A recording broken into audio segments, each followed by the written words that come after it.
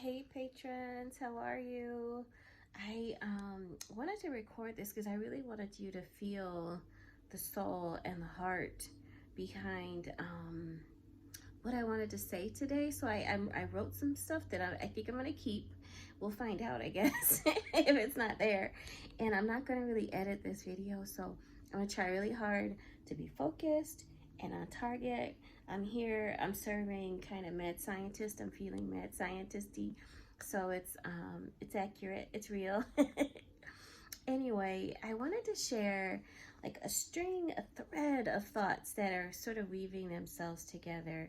And they are around this thought around healing being political. And what I want to talk about today, though, is more around like, I was a part of this fellowship called the Rekindle Fellowship, and I shared some of that in the post. It's a Black and Jewish dialogue group to really explore Black and Jewish relationships in the civil rights era and rekindle that now as we work towards social justice in the present.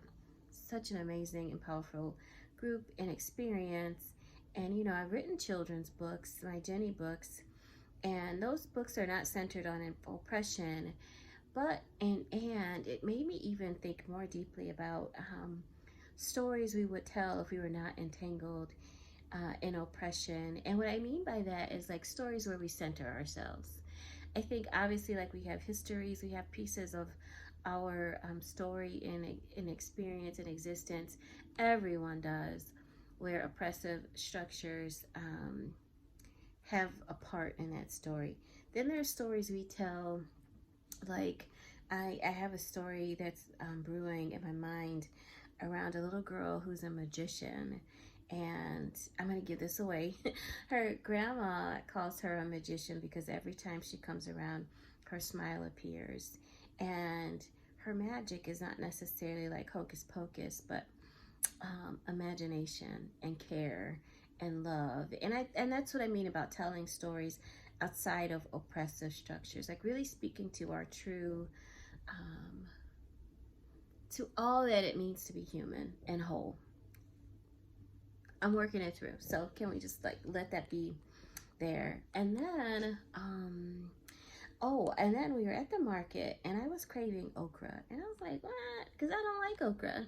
I didn't like okra, but now I love okra. Well, I had it one time. My husband cooked it in a gumbo and it was delicious and now I'm craving it. And it made me wonder, I know there's some work around like trauma being passed down, like in the cells, like on a DNA level kind of thing.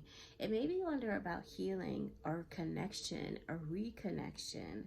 Like, is that craving okra like a little whisper, like a little call home, a little like DNA level connection to a time and place I've never been, but my ancestors have been.